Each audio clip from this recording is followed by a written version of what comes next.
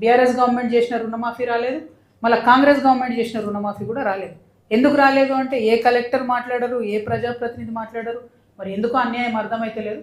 చందుపట్ల గ్రామంలో ఉన్నటువంటి Chandupatla cooperative bank రైతులకు న్యాయం చేయాలని చెప్పి నేను కలెక్టర్ గారిని డిమాండ్ చేస్తూ ఉన్నాను.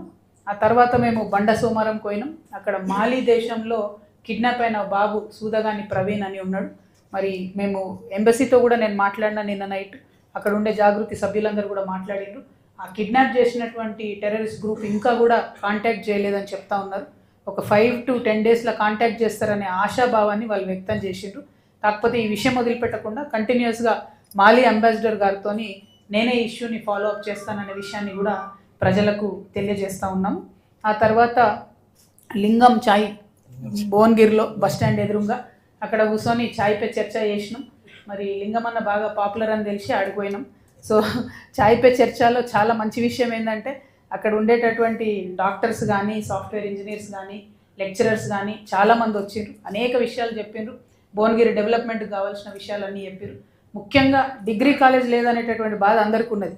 అయితే ఎస్ఎల్ఎన్ఎస్ ఉంది కదా, మరి ఎయిడెడ్ అది అని అంటే అది పూర్తిగా ప్రభుత్వం కాదు కాబట్టి అది గవర్నమెంట్ కాలేజ్ అనే ఫీలింగ్ వస్తలేదు. కాబట్టి గవర్నమెంట్ డిగ్రీ కాలేజ్ కావాలనే పట్టుదల మాత్రం భువనగిరిలో చాలా మంది యువమిత్రులకు కనపడతా ఉన్నది. దాని మీద ప్రభుత్వం ఆలోచన చేయాలని చెప్పి నేను డిమాండ్ చేస్తున్నాను.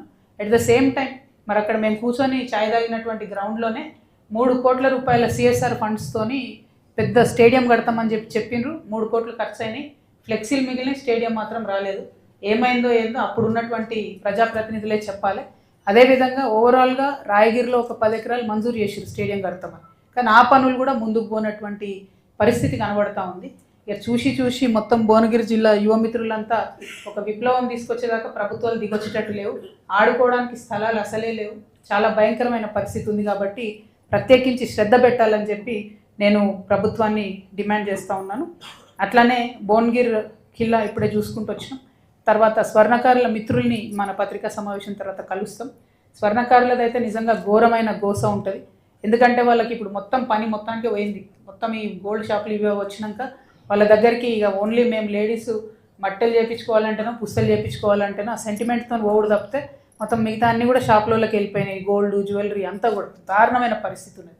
చాలామంది స్వర్ణకారులు నా దగ్గరకు వచ్చి చూపించారు. పేరుకు షాపులో అమ్మేది వడ్డానం ఉన్నది, 15 తులాలు ఉన్నది, అలా 3 మంచి ఫ్లవర్స్ ఉన్నాయి. ఆ ఫ్లవర్స్ తీస్తే 5-5 తులాల ఇనుప కడ్డీ పెట్టి ఉన్నది. అన్ఫార్చునేట్లీ తెలియక ఈ స్వర్ణకారులు కొన్నారు వాటిని. ఇప్పటి వరకు ఆ కేసు పట్టించుకుంటలేరు.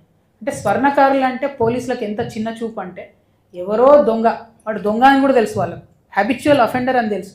వాడు వచ్చి ఇట్లా ఏలు పెట్టి ఎవరిని చూపిస్తే వాళ్ళని తీసుకుపోయి స్వర్ణకారులను ఇబ్బంది పెట్టడం, లోపల పెట్టడం, ఇది చాలా దారుణం.